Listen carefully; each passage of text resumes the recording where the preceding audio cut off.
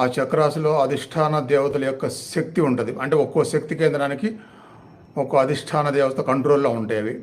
ఆ అధిష్టాన దేవతల యొక్క అనుగ్రహం కలగానే, ధ్యానం ద్వారా అనుగ్రహం కలగగానే ఆ శక్తి కేంద్రాలు ఓపెన్ అవుతాయి. కుండలిని శక్తి కేంద్రాలు ఓపెన్ అవుతాయి. ఓపెన్ అయిన తర్వాత ఆ శక్తి మన ఉపయోగంలోకి వస్తుంది. శక్తి ఉపయోగంలోకి రావడం అంటే ఏంటి? భగవత్ శక్తి మనల్ని నడిపించడం మొదలైద్ది. ఇంకా మరి భగవత్ శక్తి మనం నడిపించినప్పుడు సమస్యలకి ఉండాల్సిన అవకాశం లేదు కదా, ఇంకా ఆ జన్మకు తిరిగి ఉండదు కదా. అందువలన అంత గొప్పగా పనిచేస్తుంది ఈ క్రియాయోగ.